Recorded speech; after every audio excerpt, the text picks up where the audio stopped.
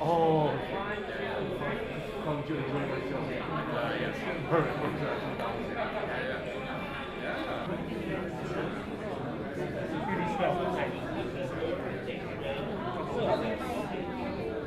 Global Health Friendship Forum. Thank you to each and every one of you for being here with us today.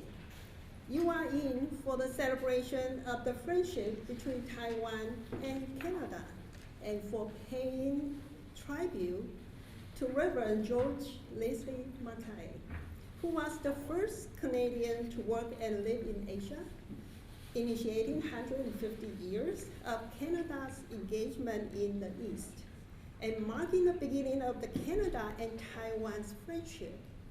We believe the friendship should continue, and the act of kindness should be remembered.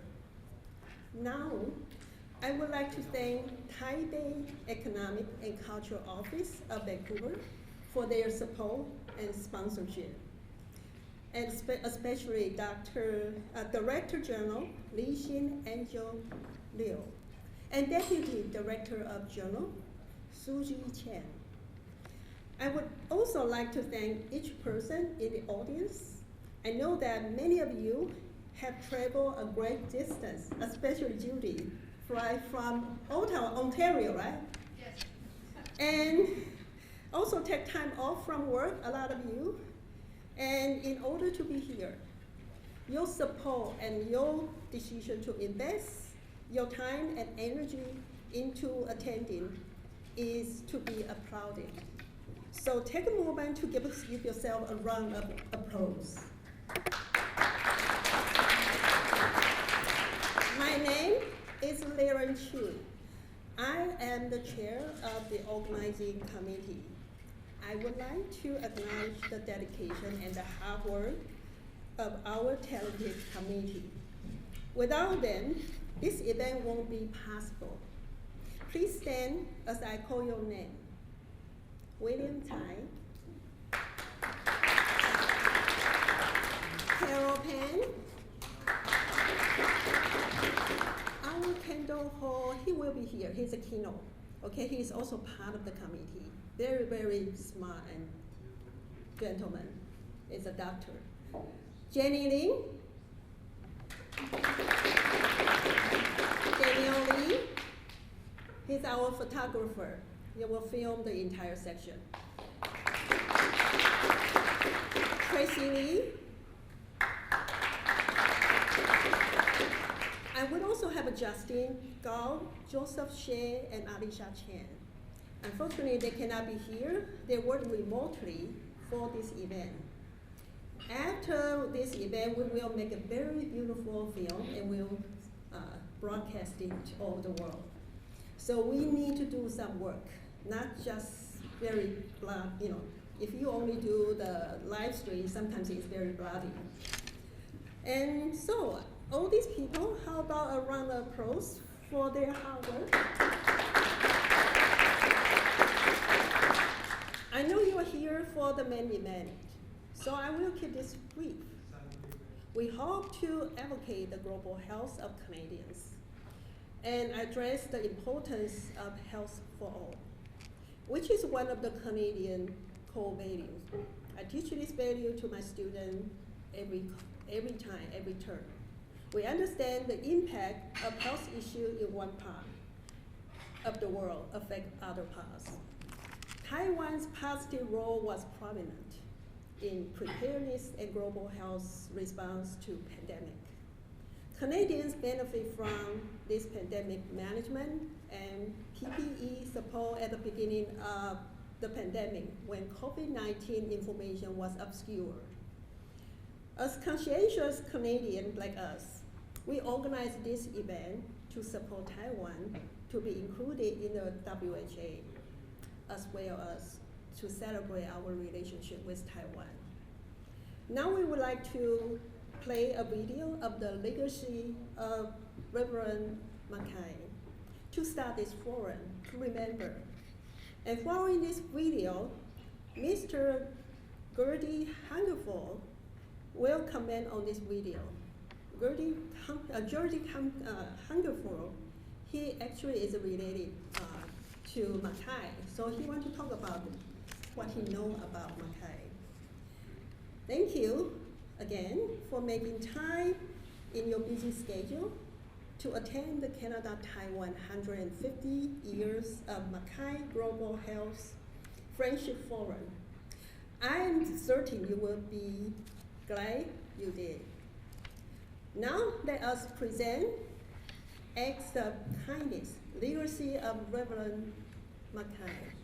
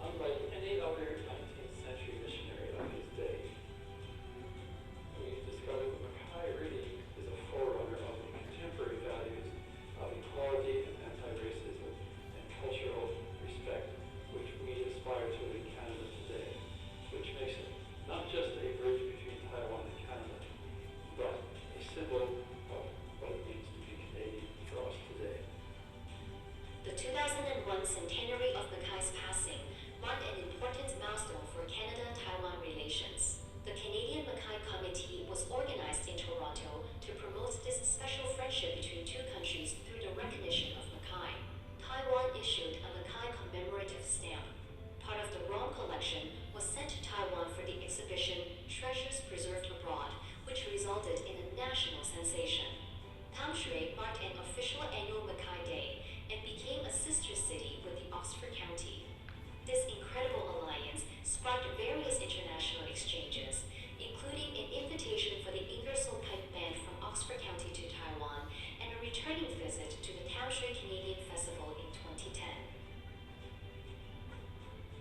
Since 2001, visits to Town Shui and Oxford College became a regular stop for Canadian politicians and civic leaders visiting Taiwan, further linking Mackay's story into this extraordinary friendship.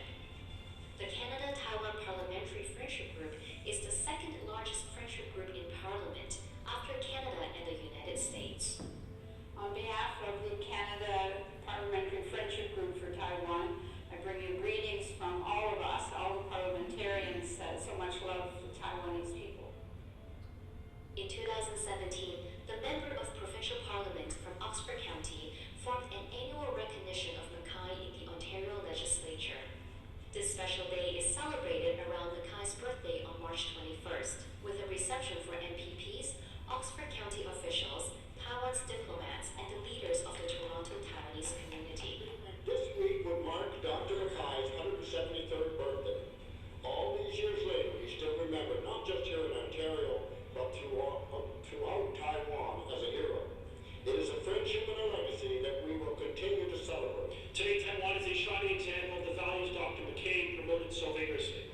It is a beacon of democracy, of pluralism and freedom, affording its citizens the freedom of press, of speech, and freedom of faith. I can say without any doubt that Taiwan is a genuine and reliable partner for Ontario and for all of Canada, a country that upholds the rule of law, a country that stands for democracy, in a region of the world that could use more of it. People are often amazed at the gratitude expressed toward Mackay and Canada by the Taiwanese people, including non-Christians. Taiwan has celebrated Mackay with a Taiwanese opera, a Western opera, Taiwanese puppet plays, and even a Mackay anime, not to mention local performances, musical compositions, and art exhibits that regularly pay tribute to this national hero. In Canada, writer Bill Butt wrote a musical theater piece called The Black-Bearded Barbarian, which was performed in Ambro in 2018. When Canada desperately needed PPE to combat COVID-19 in 2020, the Taiwanese people responded immediately. Over 2.25 million items like masks, PPE, and respirators were given to Canada by the government of Taiwan, the Mackay Memorial Hospital, the Town Shui District, the students of Tam Kan High School, Taiwanese Canadian groups and individuals. Many of these donations specifically acknowledged Mackay. Taiwan and Canada have a strong bond because of River Mackay. He was an example of love, kindness, and equality. Last year, we donated 150,000 masks to Dr. Mackay's hometown and hospitals in Ontario to express our sincere appreciation to River Mackay for what he did for our people. 2022 marks the 150th anniversary of Mackay's arrival in Town Shui. Commemorative stamps, calendars, exchange visits, academic symposiums, and exhibits are well into preparation to celebrate this significant milestone. Initiated by a noble Canadian and nourished by the kindness of both our peoples, we continue to celebrate this love, generosity, harmony, mutual goodwill, and beautiful part of history. For 150 years and counting, this long-standing friendship and remarkable bond between Taiwan and Canada will be deeply cherished and will continue to flourish into the future.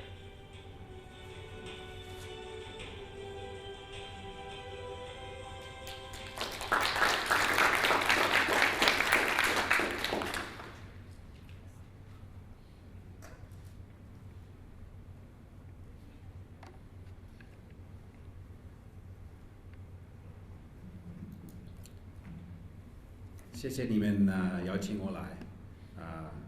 今年我的表哥马杰，Mackay was my ancestor's first cousin, and together the two of them went off around the world to do amazing adventures and to share amazing friendships. My ancestor came to Canada, and he married an Indigenous woman and practiced medicine. And Mackay did the same thing in Taiwan. My ancestor went on to be remembered in Canada as the name Fort Mackay in the oil sands is named after him. and he had a great impact on the Northwest Territories. And similarly, Ma Jie had an amazing impact in Taiwan. I am so proud of the relationship that my family has with Ma Jie, and I love that term that he is the Nushu, the son-in-law of Taiwan. When I was younger in the 1990s, I had the opportunity to go to Taiwan and to live in Taiwan. So I lived in Taipei and had an opportunity to see the hospital and to learn about the legacy of Ma Jie. I have a copy of From Far Formosa, which is the book, the biography about Ma Jie.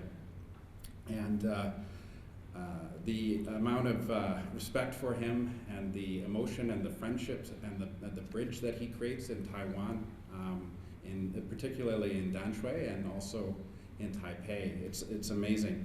He's sort of like a bridge between Canada and Taiwan, and really the first bridge. And so in Chinese, sometimes you say Hua Chao, but I think he's more like Jia Chao. He's that connection between Canada and Taiwan.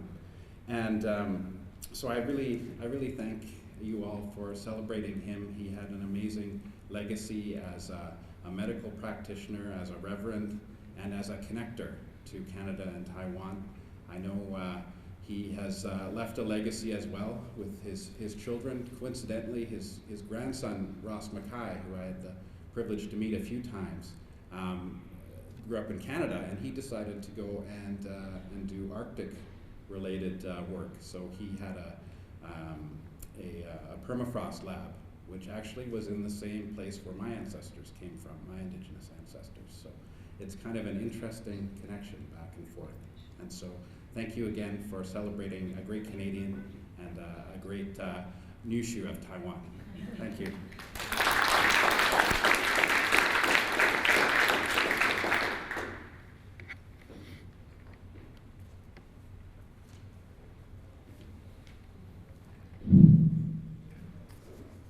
My name is William Chai, and I just would like to have some briefing for today's agenda and the housekeeping details.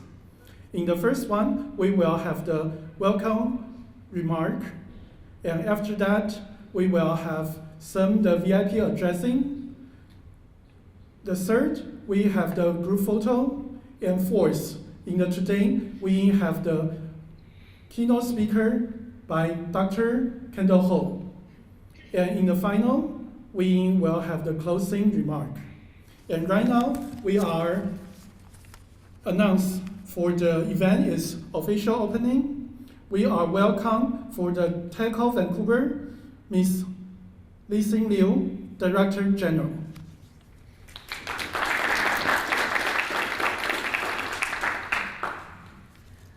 Dr. Cho and members of the Global Taiwan Medical Association Canada chapter, and thank you for hosting this wonderful event for Taiwan. And I'm honored to have the opportunity today to see Ms. Judy Scroll, Chair of the Taiwan-Canada Parliamentary Friendship Group, and Don Davis, an MP for Vancouver, BC, and our best friends of the Greater Vancouver Taiwanese community, Mayor Brody, and MLA Henry Yao, and also Kenny Chu, our former MP representing Vancouver area 2, and also City Councilor Chuck O.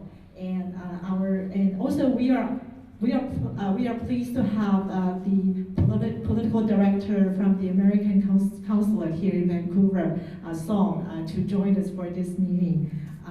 Yesterday we have all watched with excitement and appreciation the QP session between our foreign affairs critiques, Mr. Michael Chong and Prime Minister Justin Trudeau, who said that it is Canada's long-term position that it is in support of Taiwan's inclusion into the multilateral bodies to make sure Taiwan's voice is heard. And also, we are glad to learn that many Canadian members of parliaments joined their European counterparts from 34 countries, including, in total, there are 1,504 parliamentarians co-signing a letter to the WHO Secretary General, urging him to send Taiwan an invitation to this year's WHO meeting. Also, we have the U.S. President Joe Biden signing into law to support Taiwan regain its observer status in the WHO meeting. Moreover, we have G7 foreign ministers meeting, of which Canada is one of those, and release a communique, express its concern over the peace and stability across the Taiwan Strait, and also offer support for Taiwan's participation, meaningful participation in the multilateral global health body. And we have many more support, including support from the Slovakia, the Czech Republic, and Australia and Indo-Pacific Formosa clubs. And also we have support from Latin and Caribbean Parliament. And all of these support are so strong, although we have not gained the formal invitation letter from WHO yet. Despite all of these, we have learned and hear that Taiwan has been a great contributor to the global health community. COVID-19 has shown that how a global health crisis is not just only a threat to life, it can also be manipulated by bad actors to undermine democracy, human rights, and good governance. The multitude of challenges requires the international community to band together, and Taiwan stands at the ready as a responsible stakeholder. Former Vice President of Taiwan, Chen Jianren, just announced that the Taiwanese government will allocate $1.5 million for the global vaccine coverage at the second annual global COVID-19 summit led by the White House. And also, Taiwan will also continue to ensure that the continual provision of medical supplies, masks, and medicines, so that everyone around the world, especially the vulnerable populations, can be protected. All of this goes to show that Taiwan can help and Taiwan is helping. Last week, I had the honor and pleasure to attend a digital health conference hosted by the Vancouver General Hospital, during which I had a very pleasant conversation with some outstanding Canadian healthcare professionals who shared with me that Taiwan's performance in the global campaign against COVID-19 disease is well recognized, not only in Canada, but also all around the world. We are glad to hear that and Taiwan should be given the space to contribute more given this outstanding performance. Within this context, I think Canada can play a leading role in facilitating Taiwan's return to the global health network by leveraging its position at multilateral institutions. Canada's help will go a long way to ensure that Taiwan can work hand in hand with the rest of the world and to build back better as we enter the post-pandemic era. I would like to end my remarks by saying that your friendship and your staunch support for Taiwan's meaningful participation in the workings of WHO is important. By standing with Taiwan, you are defending one of the most important values of global healthcare, and healthcare is a universal right that should be accessible by all. Thank you.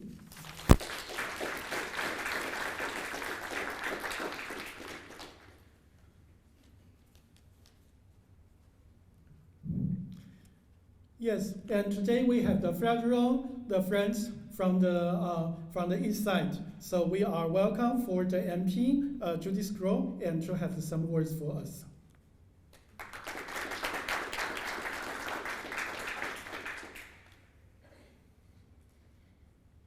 Thank you very much. Very glad to be here. I have to say, when I see my colleagues here, especially my favorite colleague, Don Davies, absolutely a gem of a member of parliament. He puts people forward, issues forward, and I don't know who's in his writing and who can show support for Don, but I have to say, He's a gem of a member of parliament. He's an example of what members of parliament should be. And you know, I'm talking as a liberal, and Don is not a liberal. Not yet. Not yet. Well, we would be really honored to have you, Don, I gotta say, because he's a fine, fine man, and I think that's what you want. I think that's what you want in elected officials, right, Mr. Chu? That's what the people want. Sometimes everybody does their very best for the policies that they represent. Sometimes we win, sometimes we lose, but I think we all get into political office with the very best intentions. And having the ability to talk about Taiwan is just a huge, huge honor for myself. Director General, it's wonderful to hear your words, and the fact that you have other elected officials here goes to show you that people know that Taiwan is a caring, compassionate community, and that's why we're here. As chair of the Parliamentary Friendship Group, I have been the chair for quite a few years, Don, and several times I have suggested that somebody else should take over, but that hasn't happened, and I have the great honor to be able to continue because I love the Taiwanese community, because I believe we share so much in line.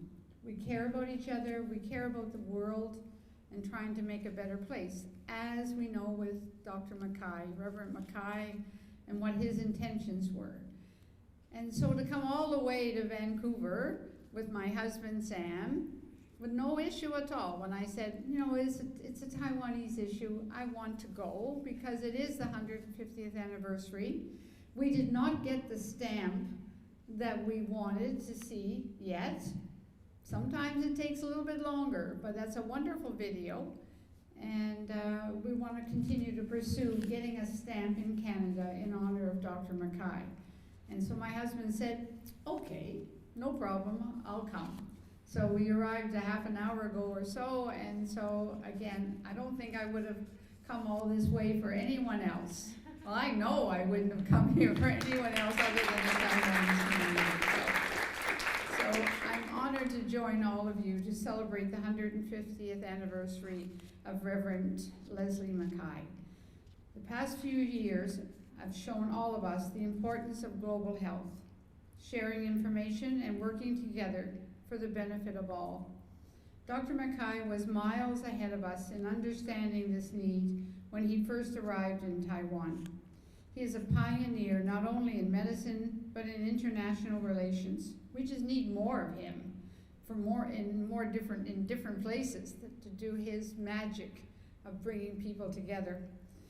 He's a pioneer in medicine, but in international relations, and the importance of shared knowledge. Reverend Mackay was the first Canadian, as we heard, to reside in Taiwan, the first spark of a relationship that now flourishes.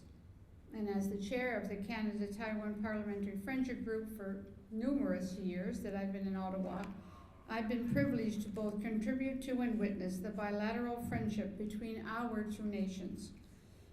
March 1st, I was able to stand in the House of Commons and deliver a statement in celebration of Dr. Mackay's contributions to healthcare and education. And just last week, I was delighted to celebrate Taiwan at Taiwan Night, hosted by Representative Chen in Ottawa. Here I found myself honored to celebrate Dr. Mackay's legacy and our friendship with Taiwan once again today, here in Vancouver. At the same time, we have to be strong to deal with the many challenges that we are all facing today. Dr. Mackay is famous for relieving human suffering, and more than a century ago, he taught his students to do the same. Over the past 2 years, the world has suffered from an unprecedented crisis related to the COVID-19 pandemic. Taiwan is one of the few places in the world that has successfully stemmed the spread of the coronavirus. They were a great friend to Canada in the beginning with support, information response, and procurement with PPE, and continue to be a great friend of Canada. Despite this proven leadership and its great efforts, Taiwan is still effectively locked out of the membership in the World Health Organization. Totally unacceptable, and that needs to be corrected. The WHO can recognize clearly that endemics can become epidemics, and epidemics, pandemics, very quickly, as we have seen. Disease and illness do not stop at borders, and they know nothing of citizenship, and certainly do not care about politics. Political implications should not be a factor when it comes to the benefit of global health and saving people's lives. It is unfair not only to Taiwan, but to every person in this world to neglect inclusion of any place that can make a positive contribution, share its experience and technology, and provide sound advice to our global health leaders, which is what Taiwan has done throughout this. Throughout the past century, we've been able to put a stop to some serious disease and illnesses through vaccinations. One of the reasons we are here today is because of vaccinations. Many people worried about how quickly these vaccines came about, but the reality is the expedient response was due to the advancements in technology we have seen globally with Taiwan and with other parts of our world. To the advancements in technology we have seen globally, research already being done on similar viruses, and most importantly, the sharing of information and research across the world. There is no reasonable justification for Taiwan's continued exclusion. Ignoring the interests of 24 million people serves only to jeopardize, not advance, our shared global health objectives and weaken our ability to effectively prevent any future health crisis.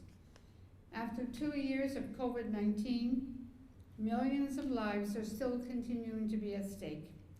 It is a powerful reminder that our inability to adapt our global institutions to meet the requirements of the 21st century can result in a catastrophe.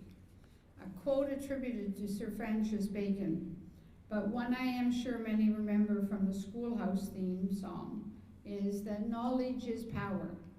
Let's not deny ourselves the power to take on any future health crisis by denying ourselves the knowledge that Taiwan has to offer. Thank you very much for having me here today. Thank you for the continued good work that all of you do to advance the well-being of Taiwan and Canada and to protect all of us in this world that we live in. Thank you so much for the invitation to be here. Thank you.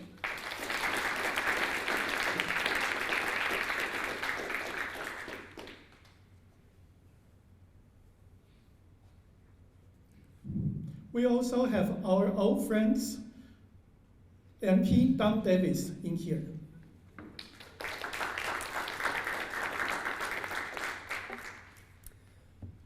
Good afternoon, everybody.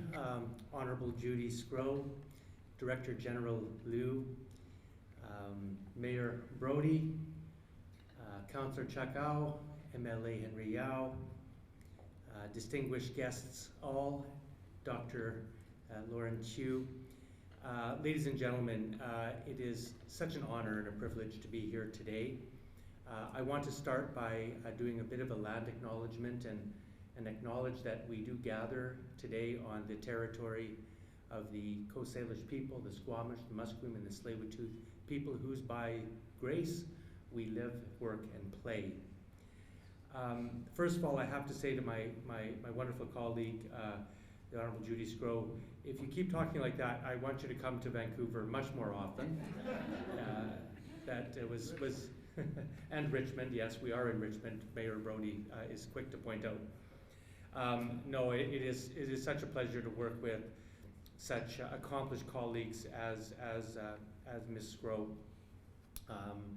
You know, many people think in Parliament that we spend all our time disagreeing and arguing, and that's true that we do some of that, but what never is really portrayed to the media is how much cooperation and how much positive work and how much friendship actually exists in the House of Commons. And I can tell you there is nobody who's a greater example of that type of politics than my colleague, Honorable Judy Scroggs. So thank you for that leadership.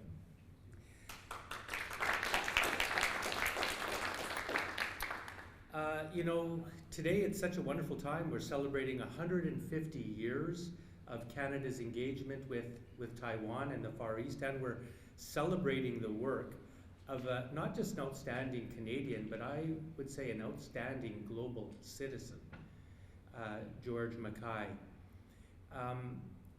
But you know, when we think back to what happened 150 years ago, it strikes me that we share much in common with what was happening then as now.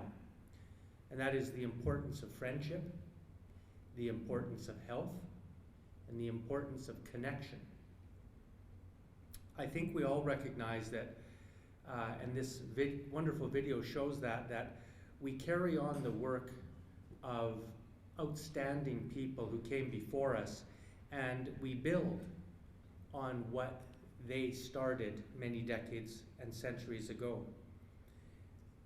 You know, at one time we recognized that access to healthcare was only for the wealthy. If you had enough money, or if you were a member of a certain elite, you could get access to healthcare. But we know that millions and millions of people suffered and died as a result of not having access to healthcare, that even a small amount of which would have made all the difference. Canada, like Taiwan, has recognized that injustice, and we have worked to address it. And so both Taiwan and Canada have built strong healthcare systems that provide good access to everybody, regardless of their ability to pay. And that's something that we share today. You know, I said that that today we see the value of the importance of connection. And it just struck me that if you look at the connections we have today, the connection of Ontario and Taiwan, and then we have the connection of Ms. Scroggs coming from Ontario here today, connecting us. It strikes me that Taiwan plays a very important role in the world. Taiwan seems to have this magical ability to unite, to bring people together. And there's no better example of that than what happened in Parliament in the last 2 weeks. You've already heard Ms. Scroggs and Director General Liu talk about the absolute need for Taiwan to immediately be accepted into not only the World Health Association, but also the World Health Organization, and not as an observer, as a full 100% participant.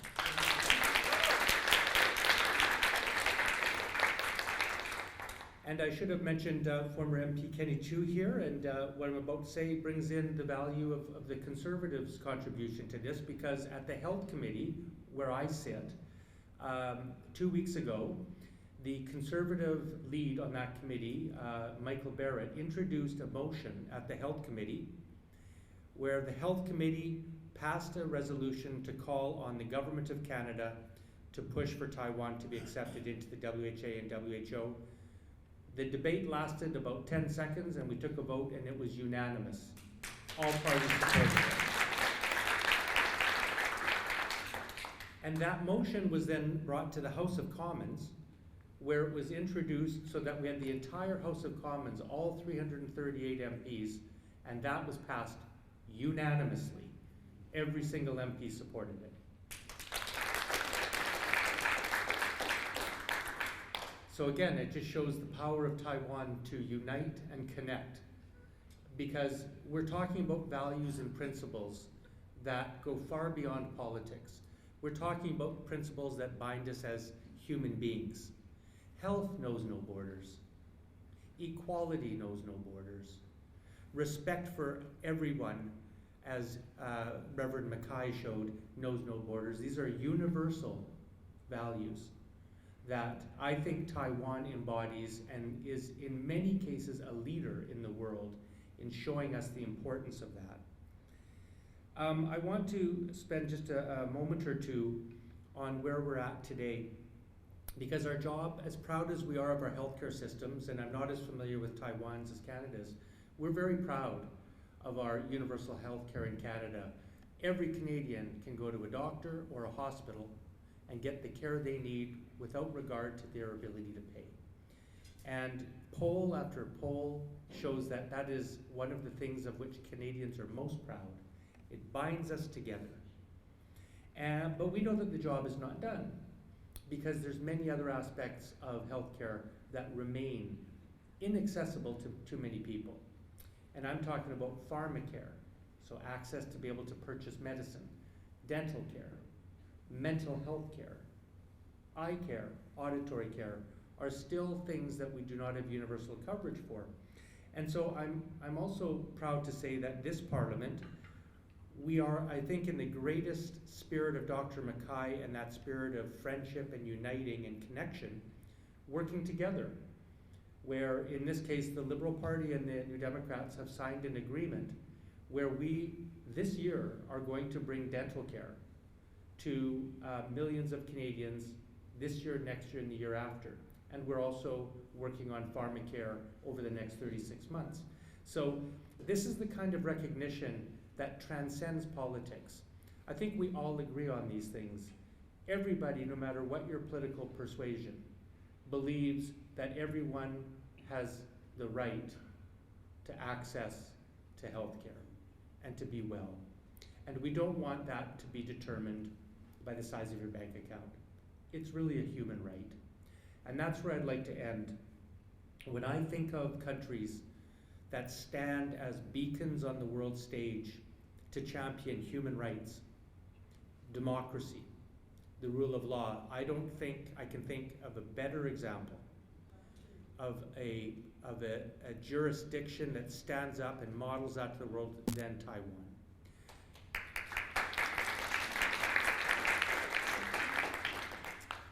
And so maybe, like Dr. Mackay was such a leader, maybe Justin Trudeau will be the father of pharmacare, the father of dental care, maybe along with Jagmeet Singh. Maybe there'll be two parents, hopefully. And I invite the Conservatives in, because we can have three parents, yeah, in this modern world now. And I will conclude by just saying that I had the privilege of going to Taiwan 10 years ago now. It's time for me to go back. Director General Liu. And I saw firsthand what a remarkable place that is. And so the friendship that we have between our two people, I hope, deepens and grows. And we work together to make the world a better place, not only for Taiwanese people, not only for Canadians, but for everyone on our planet. Thank you very much.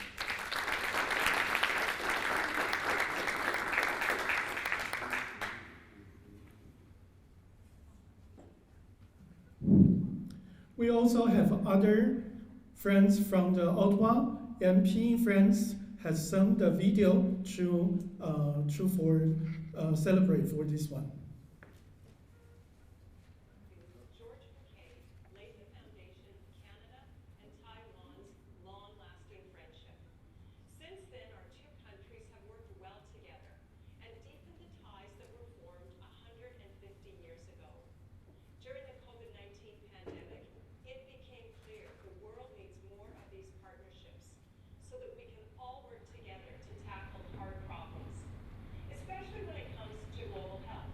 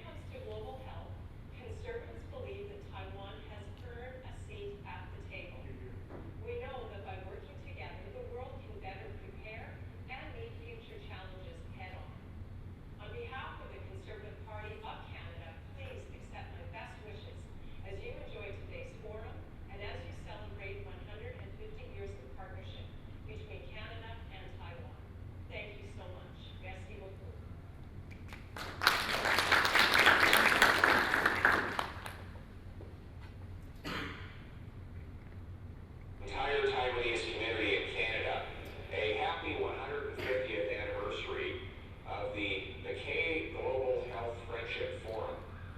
Reverend Mackay moved to Taiwan, learned the language, built schools, hospitals, and friendships roughly 150 years ago.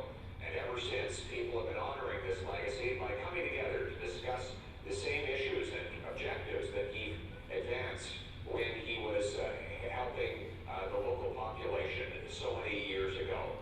So for all those participating, I wish you a wonderful forum. Let's continue to build the Canada-Taiwan friendship based on our shared values of democracy and freedom and goodwill to all. Thank you.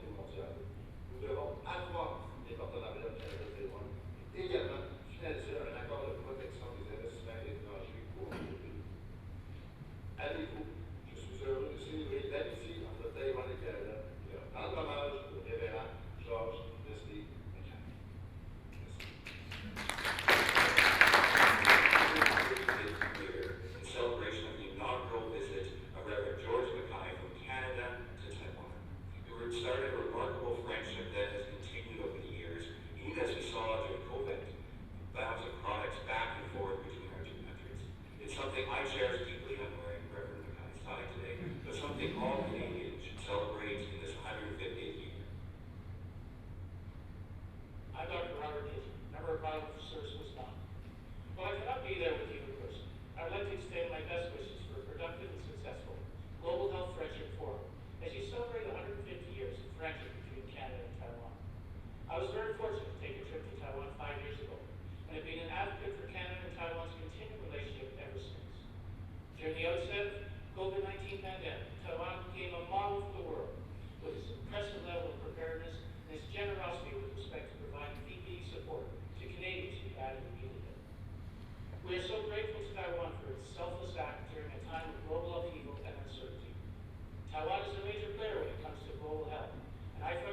support Taiwan to be included in the World Health Assembly, as I feel that they have so much to offer the world. I will continue to advocate for this, and I hope that as time passes, Canada and Taiwan's relationship will only grow stronger. Congratulations on a milestone 150 years of friendship, and may there be at least 150 more.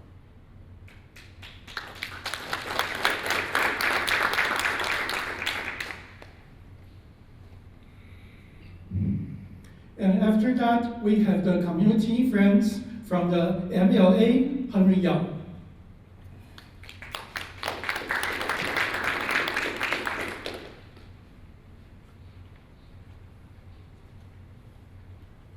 Hello everyone, my name is Henry Yao, MLA for Richmond South Center.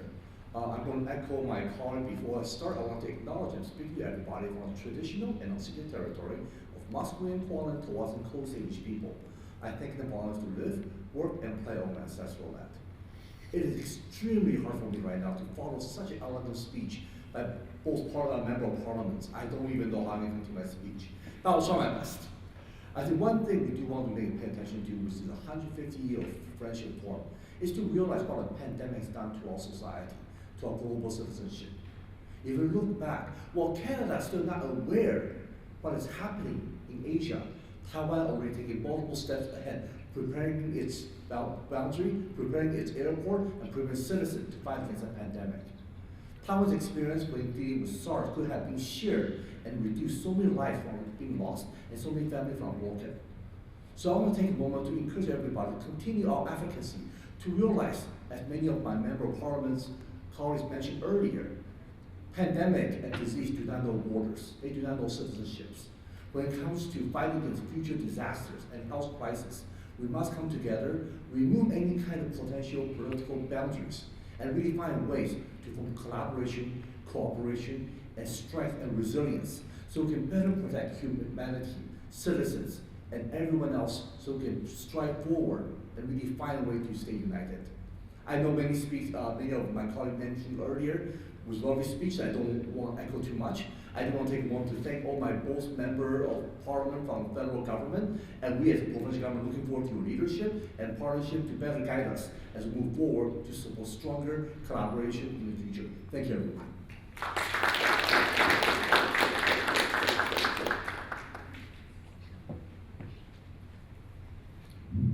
Yes, in here, this city is city of the Richmond. So we have the very good, very old friends, Mayor Malcolm Bodie, to have some words.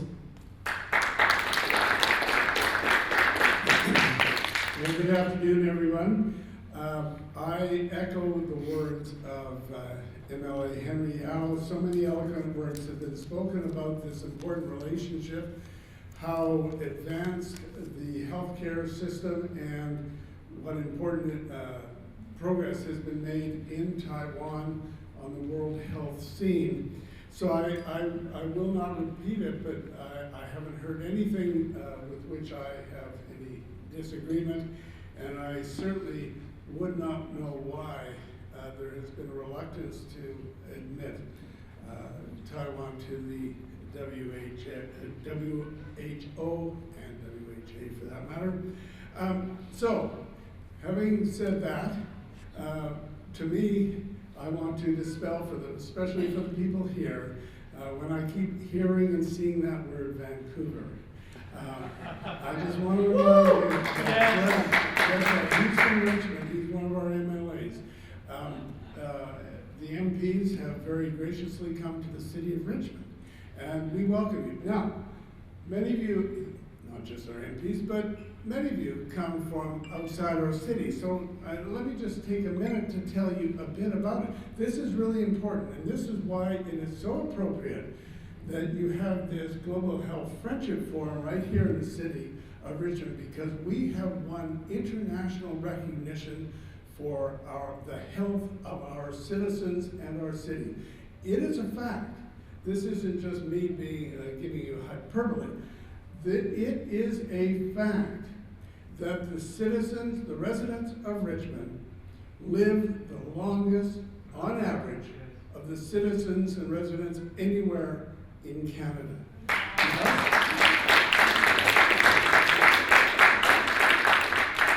And of course, that's a tribute to many factors. The national average is around 80 years on average. The residents of Richmond live, on average, over 85 years. And so, of course, you have some people who live well past that. And it is a tribute to the lifestyle and the demographics and so many factors and great health care here in our city. I just want to emphasize for our visitors about the city. This is not just one of the healthiest cities in the country. It is also one of the most diverse cities in the country. I, as a Caucasian male, am in the vast minority in our city. And that's one of our real strengths, is the fact that we welcome people from all over the world to come to the city of Richmond and to live here and have their careers and their families right here in our city. So I do hope for those of you, particularly for those of you who are from out of town, that you take some time. Take some time to sample the shopping experiences that we have in the city.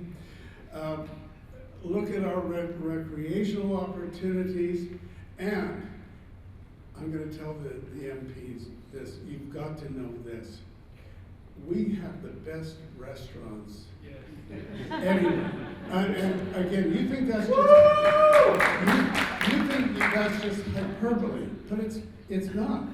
We have, bar none, the best Chinese restaurants, many of them from Taiwan.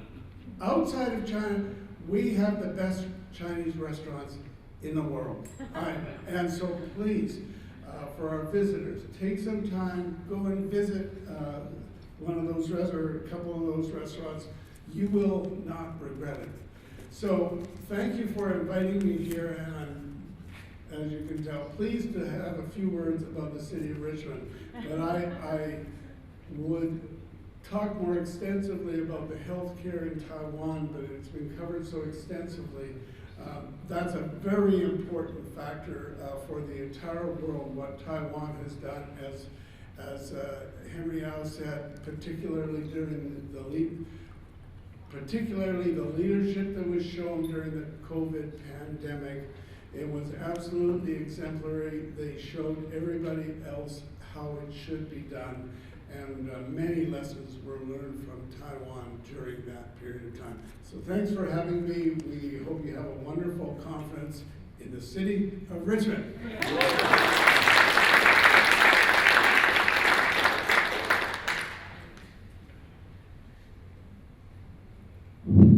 Yes, I would like to echo for the mayor, not only for the big category for the Chinese restaurant, we have the best Taiwanese restaurant in Richmond. Yes, right now we welcome the city councilor, Jack Au.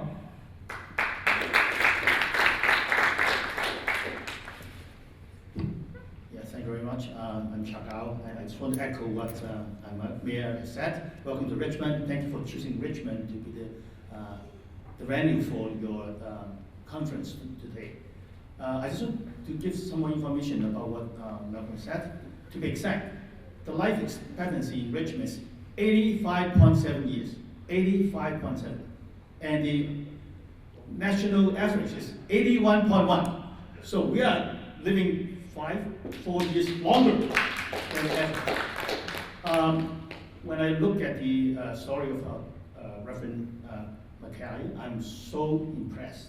And to be honest, as a Canadian by choice, I was an immigrant from Hong Kong. I'm so proud of a native Canadian for what he did in Taiwan and what he symbolized as the values of not Richmond, but Canada as well. To be compassionate, always ready to help, and to be grateful at all times. I think this is the values of Canada. And I was in Taiwan in 1999 when a big earthquake happened in Taichung. And I was honored to be the leader of the medical team to Taiwan. The only team from Canada at that time to Taiwan because of reasons that you understand. And when I was there, I have to say that I was so well served by the people, and they welcomed us, and we built a very strong bond emotionally. So I think the friendship between Taiwan and Canada is very strong, and especially in Richmond, we have such a huge Taiwanese community, and they have big contributions to the growth and development of our city. I can say that, I think the mayor would agree, we are indebted to their contributions in many ways, and they have made Richmond a better place for not just the Taiwanese people, but for all people in Richmond. So thank you very much for your contributions. I would like to wish everybody a good time, a long weekend, and also a successful forum. Once again, thank you very much.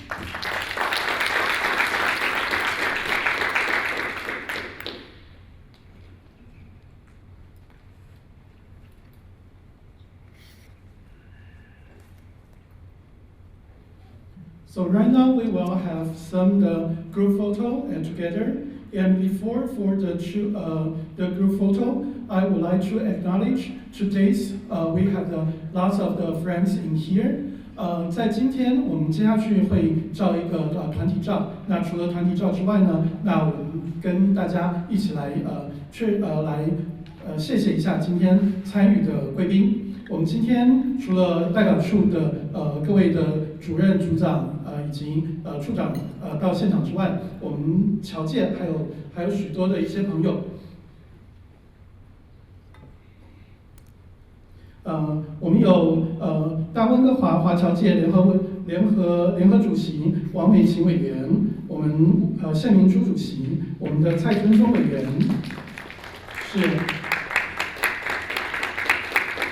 抱歉，我念得比较快。我们的张立仓委员，我们刘慈欣委员，我们的吴丽珍咨询委员，我们张光良咨询委员，我们的陈慧玲会长，结人会的陈慧玲会长，我们台湾陆华交流协会的杨胜凡会长，我们台湾大学林佩瑶会长，那同乡会林玉君会长。世华工商妇女会的辅导会长吴继平吴会长，还有我们台湾同乡会的巴黎会长，同时我们还有张大力牧师也在现场。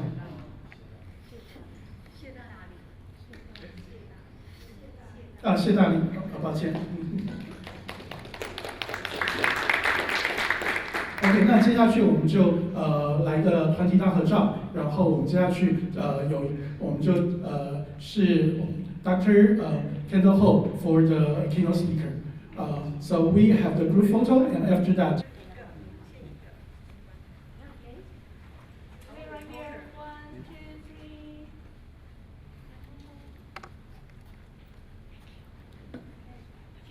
Okay, look here. 1, 2, 3. Again, 1, 2. Sorry, 1, 2, 3. All right, right here. Okay, 1, 2, 3. Okay, oh, you coming in? Okay, one more. 1, 2, 3. Whoops.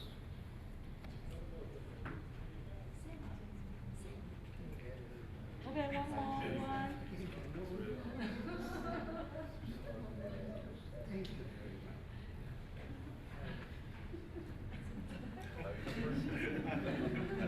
You should stand behind Julie.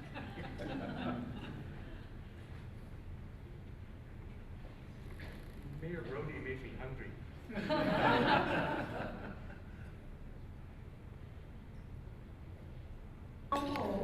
Is an emergency medical specialist, and he is also a professor in the UBC Faculty of Medicine Department of Emergency Medicine, and leads the Digital Emergency Medicine Unit. He is the medical director of BC Ministry of Health, HealthLink BC Virtual Physician Program. He conducts digital health research in home health monitoring. data analytics, virtual care, and bridging digital health literacy. He is a member of the Health Canada Scientific Advisory Committee on Digital Health Technologies, National Research Council Medical Device Research Advisory Council.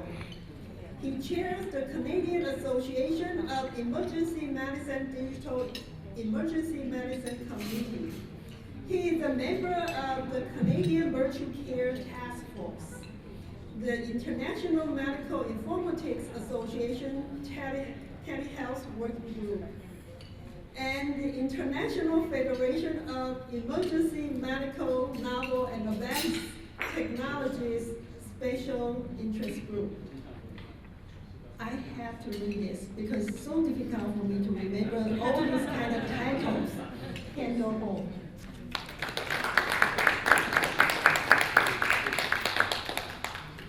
Thank you so much. Director General Liu, Honorable MP Judy Schwo, Honorable MP Don Davis, Honorable MLA Henry Young, Honorable Mayor Malcolm Brody, and Honorable Councillor Check Out, Dr. Laren Chiu, Mr. William Tsai, honorable guests, ladies and gentlemen. It's such a pleasure and honor for me to be here. I'm so delighted to be invited to be here to celebrate 150 years of Taiwan and Canada relationship built through Dr. and Reverend Mackay. And it's my distinct honor to be here. Thank you. I'd like to thank the Global Taiwan Medical Alliance for inviting me to be here. I also want to thank Tracy because she'll be helping me to advance the slide. So maybe we'll go to the next slide. It's incredible. Next slide, please. Yeah, it's incredible that we're here to celebrate Dr. Mackay. And that video really demonstrates not only the kindness that he displayed to go to Taiwan and serve the population there, but his dedication to education, to open schools, and also to open a clinic and do minor surgeries in Taiwan to serve the population is exactly the spirit of health for all. It reflects the spirit of Taiwan, who really makes the universal coverage for all their citizens, and also reflects the value of Canada in our health system. We want to make sure that, as MP Don Davis said, it's not how thick your wallet is that you get to see a doctor, get to see a nurse, get to see health professionals. But the fact is, it's a human right in Canada. So I really want to thank Dr. Mackay to really lead that road and the bridge towards this collaboration. And in fact, next slide, please. What he did back in 150 years ago to where we are today in our health system is really about at the moment that you and I suddenly have a health crisis. When you and I, with our child, with the first fever and vomiting at 6 months old, or when we're lying in bed for no good reason, suddenly our chest starts to feel uncomfortable. Those are the times that our health system kicks in. Those are the times that we need to know how our health system will help us. Those are the very moments that health for all is not just a logo, it's not just a saying, but it means what it means to us. And so how do we deliver that care in Canada? How do we deliver that care in Taiwan? What I'd like to do next slide is that I'd like to share with you a little bit about what my experience as an emergency doctor for 30 years, but also as a researcher in digital health, using your mobile phones, using your computers, using your text messaging. How can we use that as opportunities to support each of us in our moment of health needs? And so what I'd like to do is just talk a little bit about the digital health, and not only about some of the things that we're currently doing in Canada, but I also want to tie right back into what is developing rapidly in Taiwan, the advantages and the wonderful things that they're doing there, and how can that be a bridge for us to actually collaborate as we move forward in digital health with Taiwan. First, I'd like to give a bit of a context. We live in British Columbia.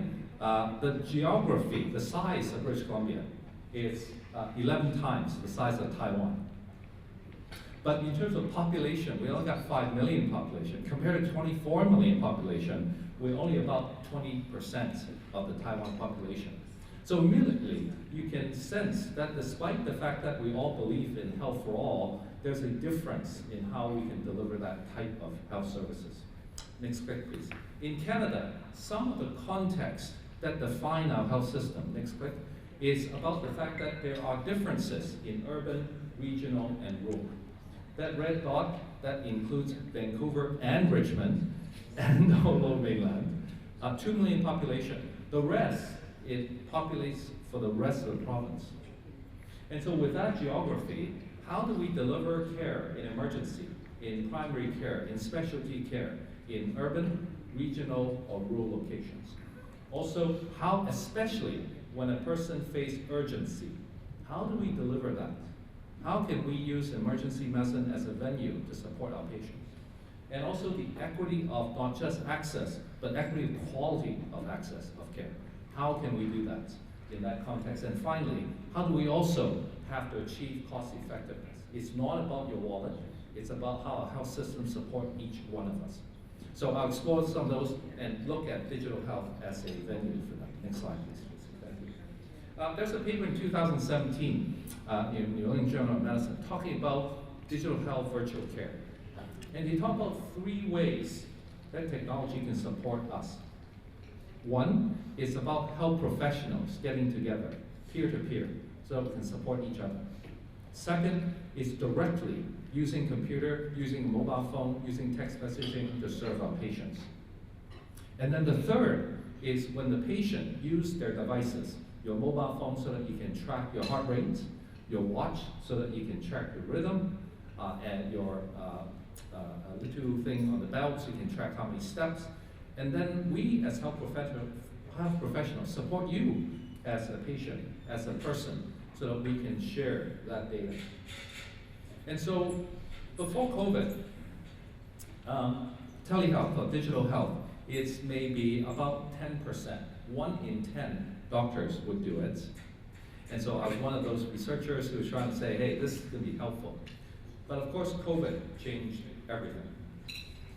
Since March of 2020, we switched from a health system that's about 90% face-to-face to a health system by June in 2020 in Canada, 70%, 7 out of 10 patients would have experienced at least 1 episode of telehealth or using technology to see a doctor. And by now, it's about 90%. Rapid change. And how do we introduce that? I'm going to share with you a little bit about emergency medicine, how we do it. And it's one part of the health system, and there's a larger part of the health system. And I'm very fortunate at that time I was engaged by Ministry of Health so that I can be the medical director of the HealthLink BC 811. So I'll speak a little bit about that. Thanks. So virtual care or digital health really is a game changer. Now, in the journey of emergency, I don't know how many of you or you have accompanied a friend or yourself went to emergency. Yeah, there are primarily, thank you, there are primarily 4 phases. One is before you go to emergency. Secondly is while you're in the emergency department. And third is you may end up seeing a specialist or get admitted to the hospital. And fourth, hopefully, you get discharged from emergency, so you don't need to. So in each of those phases, digital health can make a difference, and we're introducing across Canada a system to improve care. I'm going to start with triage, the start of coming in. Next slide, please. Across Canada, different provinces have a system of calling 811. I don't know how many of you use it. 911, of course, is called an ambulance. But if you have a medical urgency, you're not sure whether you need to go to hospital. In British Columbia and many provinces across the country, you can call 811. And so this service in British Columbia has been going on for about 10 years, a decade. And so nurse would answer the question. But when COVID hit, suddenly the volume went up by around 7 times. It's not just the volume, but the complexity of the question of this new disease. Wow, if I got COVID, how do I know? Will I spread to my family? Will I die from it? Do I need to go to hospital? And as we learn and continue to move forward, health professionals all learn together. And so Healthlink PC very fortunately invited a group of us as physicians, emergency doctors, to establish a virtual service in 811. We have 4 functions of what we want to do. Number 1 is when patients call in, we want to be able to address their information. My child vomited with fever at Friday night. I can't get a hold of my family doctor. Do I need to go to the hospital? So we want to address the facts. But we also realize that at that point, the parents are quite anxious for a good reason. And we want to pacify and give them reassurance in that situation. Secondly, we want to make sure, especially in the beginning of COVID and now, even more important, is to preserve the emergency departments and urgent care centers for those people who need the inpatient care. So that this line becomes a triage line to support those that don't need to be there and keep them safe at home. Third, we want to make sure that the patients understand how to navigate the health system, not just on that one moment, whether you need to go to emergency or see a family doctor. But we want to make sure that we share the information so that if in the next 2 or 3 days you get better, you don't need to see a doctor. If in the next 2 or 3 days you get still kind of coughing, short of breath, well, you should check out your family doctor. But if you get worse and worse, it's very important that if you hit these markers, you got to go to the emergency department. So we want to give our patients the information to know how to navigate our health system. And then finally, we want to make sure that in this episode of care, that we link them back to the family doctors. So we pass the information back to the family doctors, their nurse practitioners, their clinics, so that their caregivers, know what happened to them. Next slide. And so we started service in April 2020. And so we found that 2 out of 3 callers are females. Not surprising, because some of them are patients themselves, but many of them are caregivers. Caregivers to their children, to their husbands, to their parents. And so we got 2/3 of females. And of course, you can see that from 0 to 5 years old, 0 to even 15 years old, usually it's the parent that calls in. So you get a distributor and service. And then on that side, we have 5 geographic health authorities. They're evenly distributed throughout the province. So this service is for every patient in every corner of the province that they can reach us. And then you can see some of the more common health concerns, GI problems, one of the associated with COVID, respiratory problems, neurology, etc. Next slide. Every patient that the nurse saw, if the nurse felt that they need to see a doctor within 24 hours, they will refer the patient to the virtual doctors ourselves. For them, because historically there wasn't a physician, they had to send the patient to emergency to an urgent clinic. But because we are there and we can see the patient within about 20 to 25 minutes, that the nurse has fulfilled its duty to refer the doctor.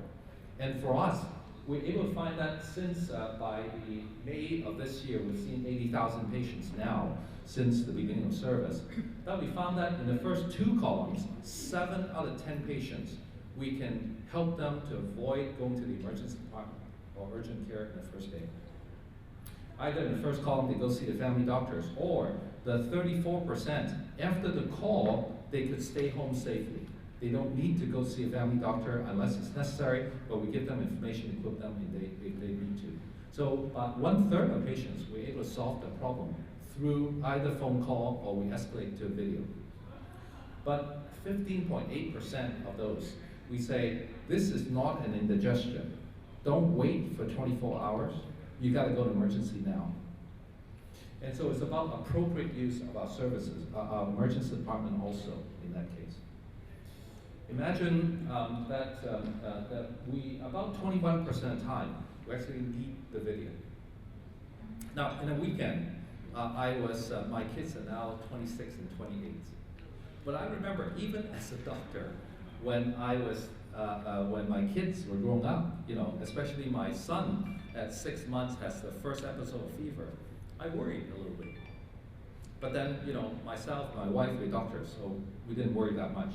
But for those individuals, those parents who are not physicians, not nurses, that's very anxious on Friday night. To be able to us reassure them and say, this is not unusual, you just need to watch for these things. There's a funny case. There's a mother who has a toddler who fell off the bed, about 5 foot, onto the carpeted floor, and then called in half an hour later and said, my son is having huge pain in the foot and it's very, very swollen. But I'm worried about COVID. Do I need to go to the hospital to get an x-ray? And so what we did was we said, well, why don't we go on video? And so the mother was very, very technically savvy. So within about 10 seconds, the mom was able to get onto the video. And so as she turned the camera to the son, we couldn't find him. We lost him. And for the next 30 seconds, we're chasing him down the hallway and chasing up the stairs. And so after that video, within about 5 minutes, I said to the mom, well, you know, in this case, maybe we can just watch it a little bit. If the kid doesn't complain about pain in the next few hours, just leave it. Don't go to church. And so that's the power of the video. It's not just a phone call, but that image for me to be able to connect to our patients.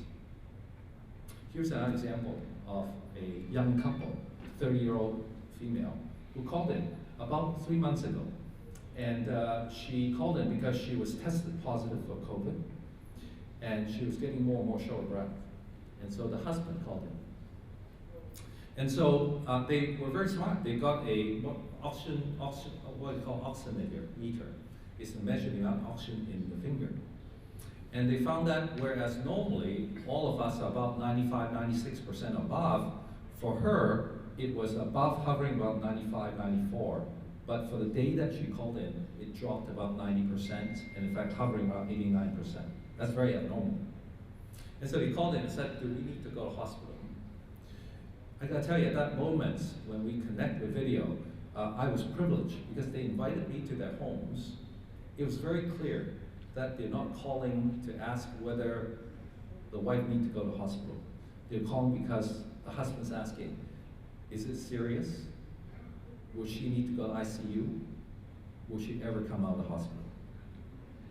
It was a privilege for me to be able to spend the time with them to say, hey, there are therapies in the hospital. Go as soon as possible. There are these different options. And in fact, we can help you. And statistics on your side. Because Omicron is not as severe as Delta. Those are the moments that are not just about health for all, not just about access, not just about quality. It's about human interactions. And we need a system to be able to do that. And I can't do it unless I have this digital technology. Next slide, please. And so if you're interested, we publish our paper on the system. If you're interested, check it out. Let me move on. So we talked about triage. Let's talk about, next slide, the actual delivery of health services. How many of you do shopping and think about going to the mall? I still do. I remember I grew up, there was a famous company called Woodward's. They have $1.49 days, and so I would go there and do my shopping. But when I talk to my kids now, they're shopping, the first thing they think about is Amazon, right? When we talk about emergency, I suspect many of us are still thinking, well, I have an emergency, I better go to emergency department. Why can't we change our mindset? So that if you have an emergency, let's go online first. If you're not having severe crushing chest pain. Of course, in those cases, just call 911 to go there. But in most cases, for example, the next slide, Tracy, thank you, that in Ontario, in Sunnybrook Hospital in Toronto, a big city in Canada, they have opened up their emergency department so that people can actually go to the website, actually sign up and check and see an emergency doctor online. Now, of course, there are cases that get screened out. You got crushing chest pain, don't go here, call 911. But the availability of this is a game changer. Next slide. Here's the CHIO, the famous children's hospital in Ottawa Hospital. They also, at the beginning of COVID, opened a virtual line to see pediatric patients. And so they published a paper, next slide, that very early on talked about the experience about that. A very, very popular service. Many parents call in and get their children seen. Next slide. But here's a lesson for us. In December 2021, because it was so popular, but also because of the health system, the emergency department is so busy that they had to close it. They can't staff it enough. And so we need to learn in our health system also, not only the advantage, but what are things that we need to think about to prepare our health system. Next slide. Next slide. Great, thank you. So here's another example in Hamilton. What they do is they do a regional approach. It's not just one hospital, CHIO or Sunnybrook, But the whole city of Hamilton, with the 3 hospitals, including adult and pediatric hospital, that they actually set up a service for their patients so that they can actually go see the doctors, so that the system is more able to absorb the volume. So here's some Canadian examples of what we can do. Next slide. So about peer-to-peer, physician to physician, nurse to nurse. In Canada, in British Columbia, here's 2 different places in British Columbia. Vancouver General, where I practice, I feel very, very fortunate. I got colleagues. If there's a major car accident, 10 people come in, I can call my bone doctor, brain doctor, heart doctor, chest doctor to come and help me with a group of nurses helping together. Here's Stewart, BC, a rural center. Very competent family doctor, very competent nurse there. If there's a very sick patient there, they will serve them well. But just imagine if there's a car with 4 victims and flipped over. 4 people going to the emergency department. Overwhelming. Next slide. And so we have now set up, for the last 2 years, a peer-to-peer system so that the rural physician can contact a specialist immediately to support them in Stewart, BC, or anywhere in British Columbia. And so we have 3 lines where there's emergency, pediatrics, and maternity and child and newborn. We also have quick reply lines of specialists: rheumatology, hematology, blood, joint issues, pain management, and we're now talking with trauma surgeons together so that we can deliver this team-based care virtually in any part of British Columbia. In any part of British Columbia. So that we, thank you, Judy.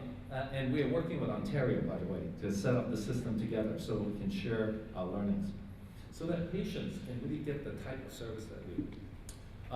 One very positive side effect, there's a community who historically, for the last 20 years, when a mother gave birth, they get sent to a hospital in a nearby larger community. In fact, there was a premature baby that was born in the community because it was coming very fast, and we followed the patient for last week. And with virtual care, we're able to support that baby to be born in that community. And this has not happened for 20 years. It's just heartwarming for the mother, for the family, for the community to embrace that together. Next slide. I think I have to accelerate. I apologize, I'm going a little bit too slow. And so the final piece is about follow-up. When you go home, in this case is a US example, that people were sent home with an oxygen meter. So we monitor the person who has COVID so that they can stay home safely, and if it drops too low, bring them back to emergency. Next slide. We've been doing a study, a scale-up study in British Columbia for the last 4 years for heart failure patients. When we send them home with oxygen saturation, weight scale, blood pressure, heart rates, and also symptom checker to say, hey, how are you feeling? And with that, next slide, we found that in 3 hospitals, Vancouver General, St. Paul's, and Kelowna General Hospital, that the patients on average has a reduction of need to visit hospital by 79% in the next 90 days, reduction of rehospitalization of 87%. The cost has decreased anywhere from 58% to 71% that they get into hospital. And their health quality of life improved by 101%. You say, hey, Kendall, what do you mean 101%? We use a scale. The scale is up to 100. The scale before they come to hospital is 33. By the time they discharge, followed by 90 days, is 67. And that's why it's 101%. As a researcher, I get excited about this. But next click. As a doctor, I'm very excited about this. The patient says, this is the best I've felt in 2 years. This is the longest I've stayed out of hospital. I may not let TELUS, which is the company that provides us technology, I may not let them in the door to collect the technology after 90 days. People who have not seen me for a while feel that what a difference, even your voice is stronger. Those are the moments where technology is only an enabler, but at the end of the day, it's about making our patients feel better. Next slide. We are also doing some data, the big data, AI, artificial intelligence, whatever it is, that the term that you use. But to me, it's about taking the data, in this case, a group of patients with high blood pressure.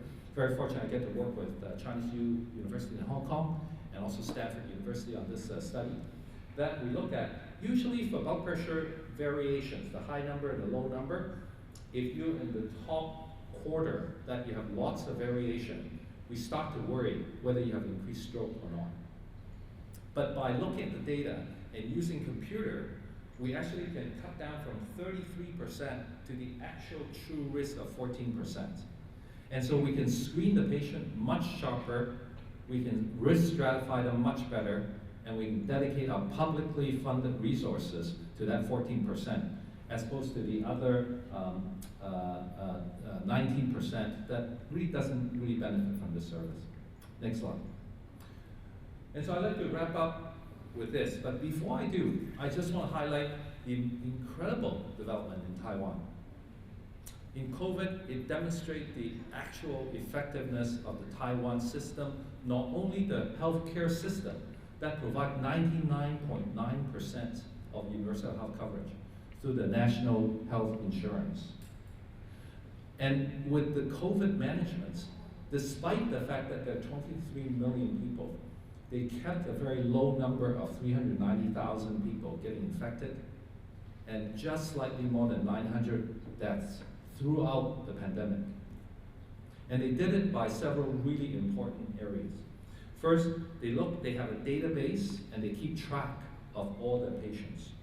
Two, they have a digital fencing tracking system so that they can actually follow patients who might be infected and then actually track them getting better. And that data, again, come back to the digital health system. They have a National Health Insurance Express app anybody can use that can track the viral immunization or antiviral immunization. When you get immunized, they can track you. They know how many population have got immunized. They also have a very robust telemedicine system and coupled with the electronic health record exchange so that every patient can be seen and the data go back to their record. And they also, because of this system, they were able to equitably distribute the rapid antigen test so that people who need it will get it, and the equity of getting that to there. And so it's incredible, the opportunity for us in Canada to learn from Taiwan. And I really appreciate Director General Liu and Assistant Director General Chen went to our conference, the Technologies in Emergency Care Conference last week, so that you can see our Assistant Deputy Minister and Associate Deputy Minister and also senior leaders of Vancouver Coastal Health had a good time and have some discussion about how do we in the health system collaborate, and also to continue this relationship.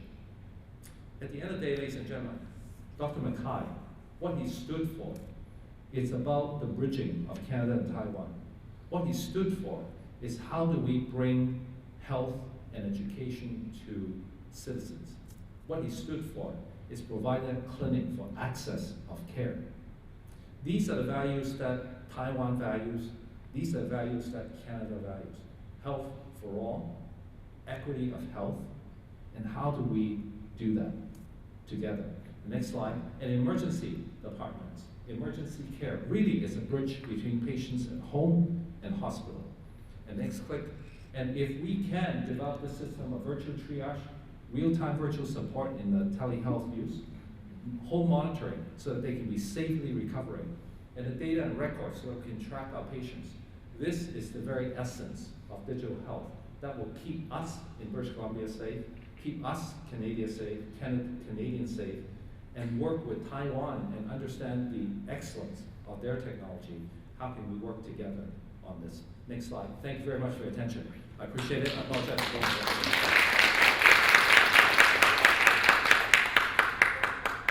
Sorry? Absolutely. Absolutely open for your comments and questions and your thoughts. I know it's very late, but still giving an opportunity to ask. Yes, please. If we call 811, is it only English service or have other different language? Yes, thank you. So if we call 811, are there different language services? When you call in, you can actually say 普通话, Mandarin, or Cantonese. They will have a translator for you. Now, at this time, when you see a nurse, that translator will follow the nurse. But at this time, for the physician, the translation doesn't extend to the physician yet. But that's one area I'm working on to make sure that we will get to that language so that we can serve our different population and speak different language. Thank you very much for your question. Yes, please. Could I ask you? Please. Yeah. I have 2 visitors with VGH, but Burnaby General Hospital, Yes. emergency room, in the last few months. I want to ask you why I had to stay to wait for the whole day, to wait for the doctor in the emergency room. Thank you very much for that. First, I'm sorry you had a bad experience of the wait. Secondly, I don't know your condition, so I don't know why you end up needing to wait that long. What we try to do in emergency medicine is to try to provide the service that you need. And sometimes for some people, depending on you waiting for the emergency doctor, and it's based on the severity of your disease. I hope that if someone had heart attack, that they won't wait, they just go right in. But if someone with different conditions that may be able to wait, that will prioritize those that have more severe disease. So I don't know whether that was one reason. And then secondly, if we were to refer someone to a specialist, sometimes in a community, it may take, 1 week, 1 month, 6 months to see a specialist. But sometimes when we do that, the person can get to see a specialist faster. So I don't know in your context why you're waiting for the doctor. Again, I apologize. I know it's not a great place to wait. I know. It's horrible when you're sick. That's the last place you want. But I hope that what they did was to help you as best they can. Yeah. Please. Why does that make a difference if I call 911 or my wife took me to the hospital? Thank you. In terms of determining your severity, it does not necessarily matter whether you call 911 or you go in yourself. Now, on the other hand, I highly recommend if you have a severe illness, if you have a stroke, if you have a heart attack, call 911. Because en route, the 911 person will communicate with us already. And so if you're sick, we actually prepare a bed for you, you go right into the bed. For example, if you have a heart attack, you have a stroke, we'll treat you right away. But once you arrive in the emergency department, if you're not those cases, then we have a triage nurse to decide whether the person come by ambulance is more urgent or the person driven in by their family is more urgent. And then at that point, we decide how urgent we treat you. Hopefully that process helps a little bit. But again, I apologize, I don't understand your situation, and so I can't fully answer your question. Thank you. Great. Thank you so much.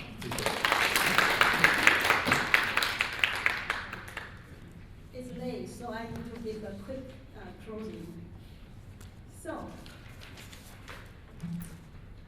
I would like to conclude this event by thanking you all. You still continue to stay here. This is quite a long time. And we received message from our officially elected for their affirmation of our relationship with Taiwan and for their support for Taiwan to be included in the WHA.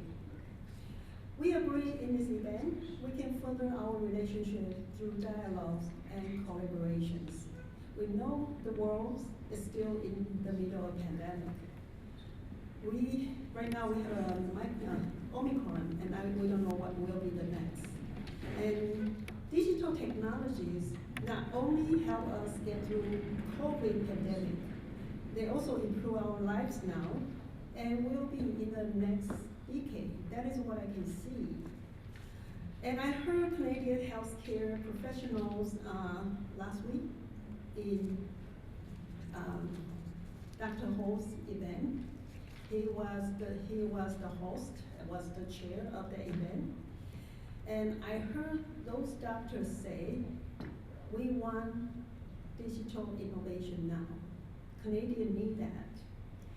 Taiwan has successfully utilized technology to help the world jointly combat the pandemic. And like Dr. Ho suggested, it might be a good opportunity for us to collaborate, to work together to improve the global health. It has been a fantastic time today. Our event will be broadcasted all over the world. And now we are connected with Taiwan, the US, Europe, and elsewhere. I keep getting message because we organize the event in all these areas. So this is not the only area we organize this event, and we still see a lot of parade in Europe and Taiwan. So now this event is finished, of course, but it doesn't really stop it here. And it will soon be time to be thinking about organizing another events. And I know I have enjoyed today enormously, and I hope you too. And I hope you enjoy dessert. Really thanks to the Taipei Culture and Economic and Culture Office of Vancouver again. And ladies and gentlemen, that is my final words. Be safe home. I'll see you in our next event.